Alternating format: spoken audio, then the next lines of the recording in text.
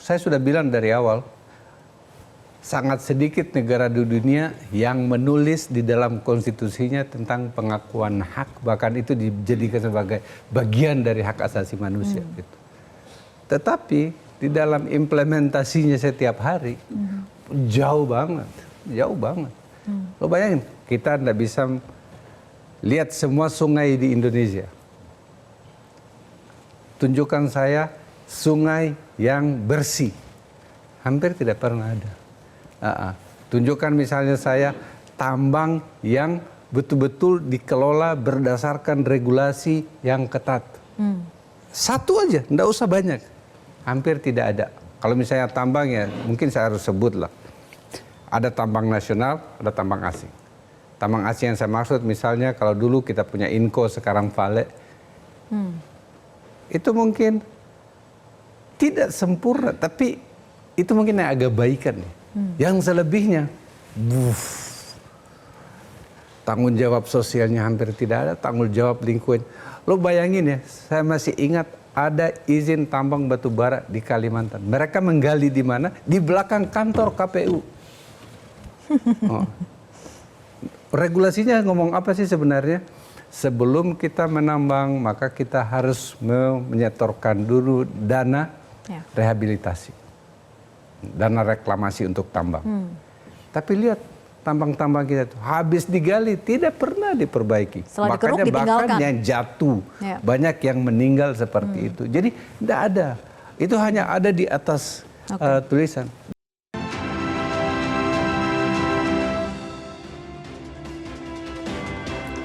Kembali di Visi Negarawan, kami melakukan polling di sosial media. Hasilnya mayoritas responden menilai perlindungan lingkungan yang lebih baik membutuhkan penegakan hukum yang lebih baik. Jadi ada 27% yang menjawab aturan lebih banyak, kemudian 73% yang menjawab penegakan hukum itu akan lebih baik. Saya ke Pak Laude. Profesor Jimli Asyidiki menyebut bahwa Undang-Undang Dasar 45 hasil amandemen dapat disebut konstitusi hijau. Apakah amanat hukum dasar itu sudah tercermin dalam peraturan dan penegakan aturan di bawahnya?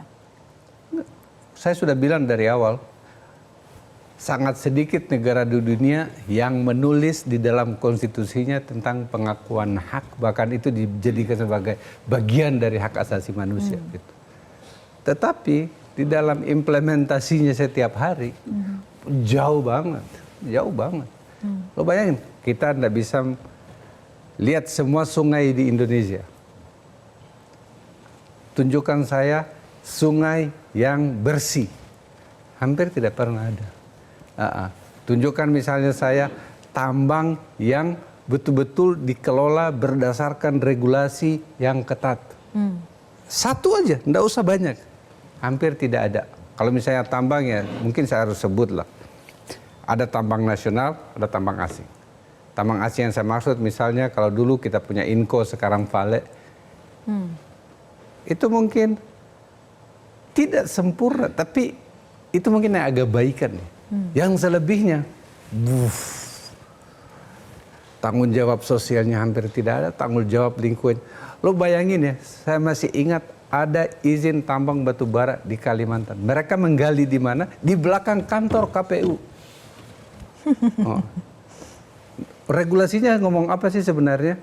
Sebelum kita menambang, maka kita harus menyetorkan dulu dana rehabilitasi, dana reklamasi untuk tambang.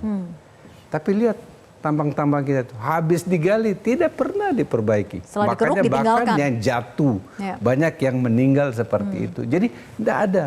Itu hanya ada di atas tulisan. Dan akhirnya lagi Undang-Undang Minerba kita yang lumayan bagus ya dulu diganti dengan Undang-Undang Minerba. Yang dulu pakai izin, IUP.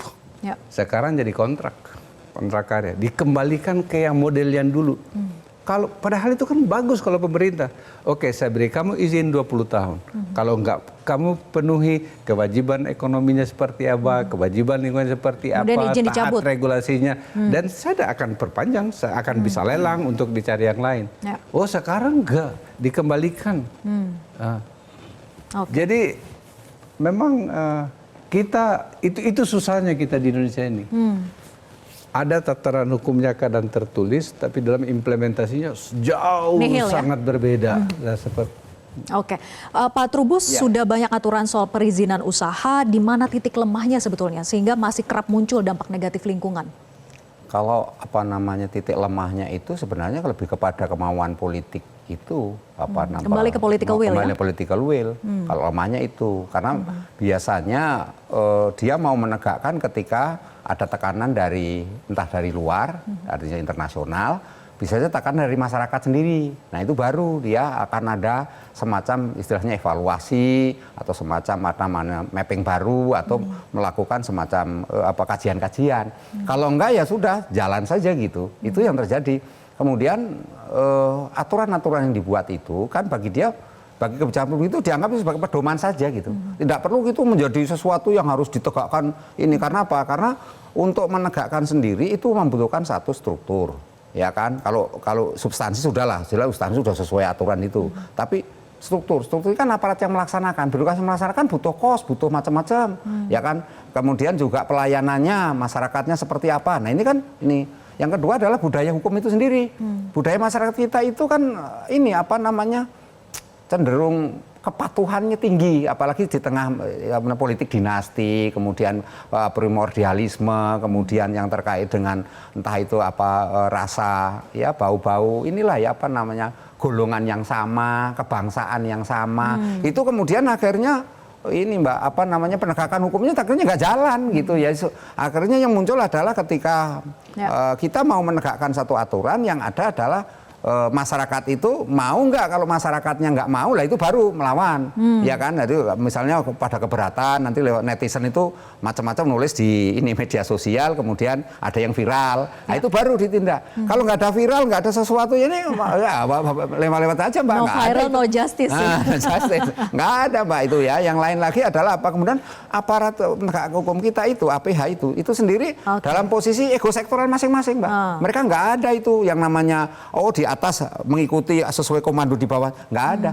Ketika masing-masing ada cuan yang mereka bagikan, sudah yang patuh adalah mereka menutup mata semua ini. Dan ketika publik itu protes, ketika itu kemudian masyarakat itu merasa menderita, masyarakat bahkan menangis pun guling-guling itu yang terjadi adalah mereka menganggap itu ada bukan ketidakadilan, dianggap itu nggak paham gitu, kurang sosialisasi alasannya itu, kurang komunikasi publiknya, kurang informasi publik, dan bahkan yang paling menjelekkan kurang edukasi publik.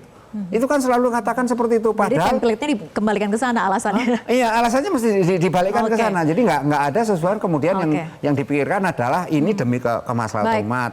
Ini adalah sesuatu yang kebaikan. Meskipun kita akui ya, dalam kebijakan publik terkait dengan lingkungan ini, banyak hal dalam penegakan itu sudah berjalan. Tapi memang lebih banyak ketekanan publiknya. Dari faktor publiknya yang nekan baru. Tapi kalau dari kemauan elit politiknya nggak mau Mbak. Sehingga kebijakan itu muncul ketika political will itu muncul ketika tekanan dari luar ataupun tekanan dari masyarakat itu. Political will-nya aja nggak ada, apalagi law enforcement-nya begitu ya. Saya ke Bu Alin. Bu Alin, pasal 33 ayat 4 konstitusi mengamanatkan salah satu prinsip perekonomian nasional adalah berwawasan lingkungan. Bagaimana sebetulnya implementasinya sejauh ini? Iya, jadi kalau kita lihat perekonomian berwawasan lingkungan itu kan jadi harus sejalan antara ekonomi dan lingkungan yang seringkali sulit gitu. Berbagai aktivitas ekonomi menimbulkan banyak dampak lingkungan karena biasanya aktivitas ekonomi juga motivasinya adalah maximizing profit. Dia banyak bisnis sektor juga mungkin gimana caranya beroperasi dengan biaya yang murah, yang akhirnya kalau law enforcement yang nggak ada, safeguard-nya nggak ada, maka kepentingan lingkungannya akan tercederai. Kalau saya boleh kasih 3 poin utama sebenarnya kalau kita ingin melakukan pembangunan berwawasan lingkungan itu, pertama adalah gimana kita menanggulangi perubahan iklim, permasalahan perubahan iklim. Yang kedua, eksploitasi sumber daya alam, dan yang ketiga adalah mengatasi pencemaran lingkungan. Jadi ini 3 hal yang sebenarnya jadi permasalahan utama ya. Kalau perubahan iklim itu sebenarnya sesuatu yang kita sudah rencanakan di Indonesia maupun jadi global action ya, global action. Tapi permasalahannya tidak semudah itu ya. Investasi yang dibutuhkan untuk mengatasi climate change, dari mitigasi, dari adaptasi itu sangat tinggi ya. Ada financing gap yang tinggi di situ gitu. Kemudian kalau dari eksploitasi sumber daya alam tadi, unsur politik juga, sistem politik kita yang cukup brutal juga ya, membuat kita akhirnya brutal ya, karena semua invest kan, dari mulai partainya ini sampai calegnya itu juga kompetisinya tinggi, itu ada over investment di politik gitu ya, di sistem elektoral yang akhirnya mereka mau ada kembalian ya kan. Salah satunya adalah dari tadi sumber daya alam akhirnya yang digunakan. Kemudian yang ketiga tadi permasalahan lingkungan juga harus dianggap sebagai investasi. Jadi mengatasi permasalahan lingkungan itu harus dianggap sebagai investasi karena jangka panjang ya.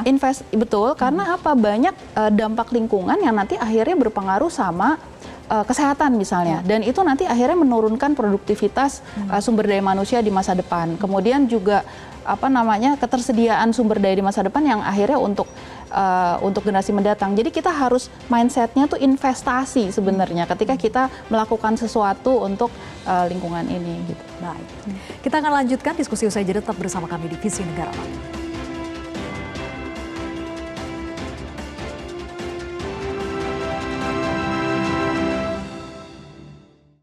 Jelajahi cara baru mendapatkan informasi. Download Metro TV Extend sekarang.